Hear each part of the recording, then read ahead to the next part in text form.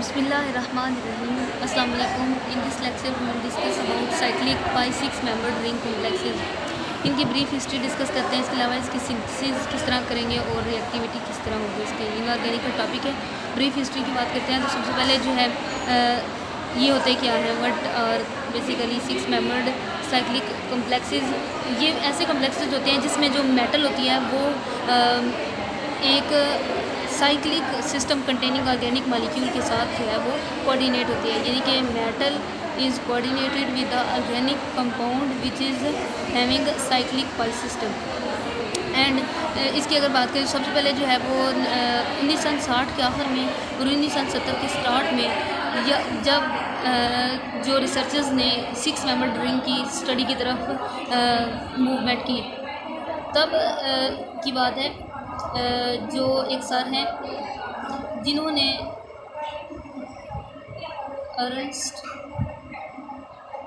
Auto Fisher, ये वो साइंसदान है जिन्होंने और उनके टीममेट्स जो थे इन्होंने इस चीज़ की तरफ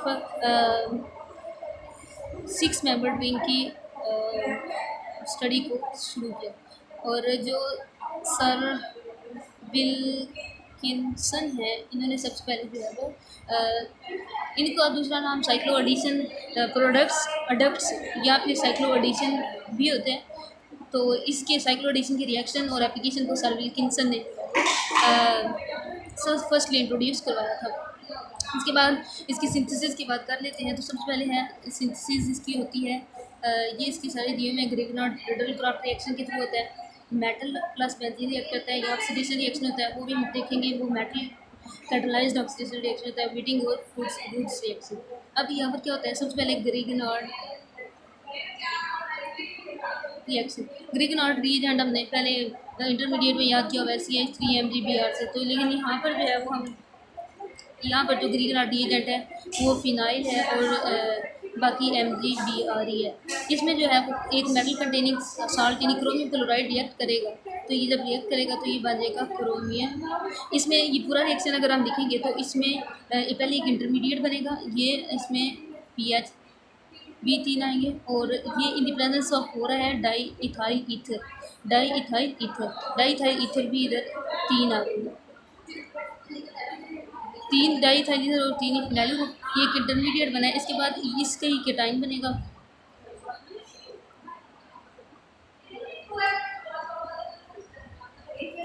इसका ये केटाइन बन गया। इसके बाद यहाँ पर जो मज़ीद रिएक्शन होगा वो होगा सोडियम थायोसल्फेट H2O4। यहाँ पर जो है ये मज़ीद केटाइन बनने के बाद इसमें केटाइन बनने के बाद जो है यहाँ पर जो रिक्वायर्ड है क्रोमियम डाईबेंजीन बन जाएगा। ओके, यहाँ पर ये पहला मेथड हो गया ग्रिगनॉट रिएजेंट, जिसे हमने याद रखना है। ग्रिगनॉट रिएजेंट को याद रखना, सोडियम साल्ट है, पहले एक इंटरमीडिएट बनेगा जो कि केटाइन बनेगा। उसके बाद जो है वो सोडियम थायोसल्फेट की जिंदगी में जो रिक्वायर्ड है डाईबेंजीन क्रोमियम जो है वो प्रिपेयर हो गया है नी के कम्प्लेक्स। इसके बाद जो दूसरा जो मेथड है सिंथेसिस का वो है फ्रीडरल क्राफ्ट रिएक्शन। फ्रीडरल क्राफ्ट रिएक्शन किस तरह से होते हैं, बेसिकली ये पहले हम असाइलेशन अल्काइलेशन वाले पढ़ते रहे हैं।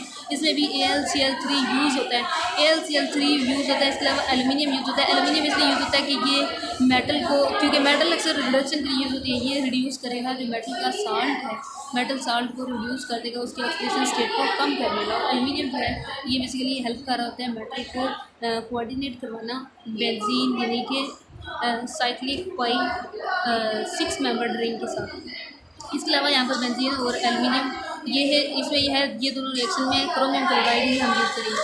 यहाँ हम क्रोमियम क्लोराइड है, इसके अलावा C6H6 है, इसके अलावा एल्यूमिनियम है और इसके अलावा AlCl3। अब इसकी इस कंसनट्रेशन ऑफ किस तरह याद रखना है, ये दोनों 3 है, ये 2 है और ये वैसे 1 है, सॉरी ये 2 होंगे और ये 1 है। ये इसके साथ और कोई चीज़ नहीं, इसके साथ ये 2 लिखेंगे। ये बन गया एल्यूमिनियम क्लोराइड। एल्यूमिनियम क्लोराइड की सिंथेसिस के बाद, सॉरी एडिशन के बाद क्या बनेगा, इसमें पहले की इंटरमीडिएट बनेगा, वो कौन सा होगा, ये क्रोमियम है, साथ में 6 हेपेटोसिटी जिसकी 6 है H6 और इसमें AlCl4 बनेगा। इसके बाद इसमें फिर पहले वाले रिएक्शन की तरह उसमें भी हमने सोडियम थायोसल्फेट यूज़ किया था, इसमें भी हम सोडियम थायोसल्फेट यूज़ करेंगे। यहाँ सोडियम Na2S2O4, तो ये बन जाएगा क्रोमियम। ये जो रिक्वायर्ड हमारा है कि जो भी मेटालोसिन जिस तरह से आते हैं इस तरह ये डाईएज़ोबेंजीन क्रोमियम जो है वो बन जाए इस तरह का। अब ये यहाँ पे बन गया ना ये वाला, ये सॉरी ये तो। इसके बाद तीसरा जो रिएक्शन है वो है reaction of metal and benzene. ये तो बहुत ही ज़्यादा इजी है। इसमें पहले जो है वो क्या होता है, मेटल सॉलिड फॉर्म में होती है, इसको हम कन्वर्ट करते हैं मेटल को गैसियस फॉर्म में।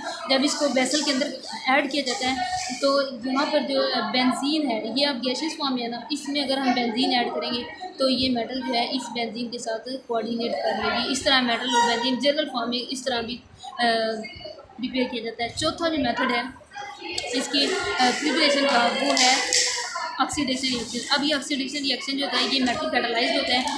ये किस तरह ये ऑक्सीडेशन रिएक्शन के थ्रू इसकी प्रिपरेशन की जाती है। बेसिकली ये ऑक्सीडेशन रिएक्शन होता है ओलिफिन जो होते हैं उनकी ऑक्सीडेशन होती है, वो भी प्लाडियम मेटल से कैटालाइज ओलिफिन्स। अब ये ओलिफिन एक ये है डाई जिसमें डाईईन है यानी कि 2 डबल बॉन्ड है। ये ओलिफिन जो है जब इसका रिएक्शन होगा प्लाडियम मेटल के साथ, ये प्लाडियम मेटल इसके ऊपर 2 पॉजिटिव चार्जेस शो कर रहा है इसके ऑक्सीडेशन स्टेट को, ये इसके साथ कोऑर्डिनेट करेगी पहले स्टेप में, ये इसके साथ कोऑर्डिनेट कर रही है। अब यहाँ से आएगी एसिटोक्सी के ऊपर भी यहाँ पर नेगेटिव चार्ज है, ये यहाँ पर अटैक करेगा। ये इसका अटैक इधर होगा। एसिटोक्सी के अटैक के बाद जो नेक्स्ट बनेगा वो कुछ इस तरह करके होगा। ये एसिटोक्सी में जुड़ जाएगा और यहाँ पर एक हाइड्रोजन, और यहाँ पर जो प्लाडियम है ये प्लाडियम के साथ यहाँ पर 2 यहाँ पर भी होगा। ठीक, इसके बाद अब नेक्स्ट इसमें से OAC एक मज़ीद ऐड होगा इसमें, और प्लाडियम इसमें से रिमूव हो जाएगा 2 पॉजिटिव के साथ ही। अब यहाँ पर जो है ये मज़ीद जो रिएक्शन होगा यहाँ पर भी OAC जुड़ गया और यहाँ पर भी OAC जुड़ गया, और ये रिएक्शन इस तरह से होगा, यानी जो प्रोडक्ट बनी है वो हमारी इस तरह से OAC और यहाँ पर भी OAC। ठीक, अब ये जो रिएक्शन है इसके बाद अगर हम देखें कि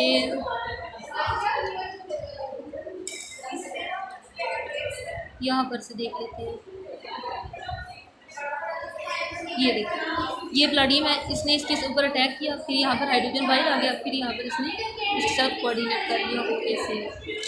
ओके, अब नेक्स्ट जो हमारे पास है वो है 5वां रिएक्शन इसकी, वो है विटिंग रिएक्शन। विटिंग रिएक्शन क्या होता है, बेसिकली इसमें होगा एक ट्राइफिनाइल फॉस्फीन वाइलेट जो कि एक कार्बोनाइल है ना, इसके ऊपर अटैक करेगा। अब यहाँ पर ये कार्बोनाइल है क्योंकि इधर ऑक्सीजन है, तो ये जो फर्स्ट रिएक्शन में ये इधर मूव करेगा, इसके ऊपर भी नेगेटिव चार्ज है, ये इसके ऊपर अटैक करेगा। अब जो हमारे पास रिजल्टेंट बनेगा वो यहाँ पर वो नेगेटिव है, यहाँ पर जो है वो है ये CH3, इसको हम इस तरह लिख लेते हैं PH और यहाँ पर भी PH, ये 3 PH इसके साथ। अब ये जो हो गया यहाँ पर ये रिंग फॉर्मेशन में बेसिकली क्या होगा, ये जो है ये इसके ऊपर अटैक कर देगा। अब इसके ऊपर अटैक करने के बाद ये कुछ इस तरह की रिंग बनाएगा, इसलिए हम इसको रिंग फॉर्मेशन भी कह रहे हैं। ये है इस तरह का, यहाँ पर P है और उसके ऊपर PH और यहाँ पर भी PH। यहाँ तक तो समझ आ गई होगी आपको कि किस तरह रिंग फॉर्मेशन हुई है। अब रिंग डिसोसिएशन की तरफ क्या होगा, ये वाले इधर डिसोसिएशन करेगा और ये इधर मूव आएगा। डिसोसिएशन रिंग की हो रही है और ये बॉन्ड्स की मूवमेंट हो रही है। अब जो प्रोडक्ट आएगी हमारे पास वो आएगी, एक तो क्या आया ना इधर मूव किया तो ये वाला आ गया, और दूसरा जो है वो फास्फोरस के साथ 3 PH जुड़े हुए हैं, उसके साथ ये वाला जो बॉन्ड है ना, ये जो इधर मूव किया तो ये डबल बॉन्ड हो। अब ये क्या है, ये बेसिकली ट्राइफिनाइल फॉस्फीन ऑक्साइड है, ये इससे प्रिपेयर हो गया। इसके बाद वुड्स का जो रिएक्शन है जो होता है वुड्स फिटिंग रिएक्शन जिसे कहते हैं। इसमें क्या होगा, यहाँ पर जो है ना बेसिकली एक बेंजीन ले आए, सबसे पहले इसके साथ एक कोऑर्डिनेट हुआ हुआ है एक्स। यहाँ पर एक आएगी ये है सोडियम मेटल। तो ये जो मेटल है ये इधर मूव कर जाएगा, नेगेटिव टू पॉजिटिव मूव करेगा। तो यहाँ पर एक इलेक्ट्रॉन जो है ना ये छोड़ जाता है और ये सोडियम एक्स के साथ। इसके अलावा आर आ जाएगा, आर के साथ भी सोडियम ने कोऑर्डिनेट होने आर एक्स का। पहले बेंजीन एक्स था, बार एक्स। अब इसमें से आर रेडिकल बन गया और सोडियम एक्स। अब ये दोनों जो है ना ये मिलकर रिएक्शन करेंगे और इसमें इस तरह करके ये प्रोडक्ट बनेगा। ये सिंपल ये जो है ये वुड स्प्लिटिंग रिएक्शन है। इसके बाद जो है हमारे पास इसकी रिएक्टिविटी है। रिएक्टिविटी इस तरह से है ना, जिस तरह कोई भी चीज़ रिएक्ट करती है तो वो किस तरह रिएक्ट करेगी। अब ये 6 मेंबर यहाँ साइक्लोहेक्साडाइनाइल कम्प्लेक्सेस हैं, साइक्लोहेक्साडाइनाइल कम्प्लेक्सेस हैं। तो ये किस तरह रिएक्शन शो करेंगे, एयर के साथ रिएक्ट करते हैं, वाटर के साथ रिएक्ट करते हैं, जिस तरह पढ़ते होते थे। तो ये हमने पढ़ा यहाँ पर ये किस तरह के रिएक्शन देते हैं। ये इसकी रिएक्टिविटी के रिएक्शन है।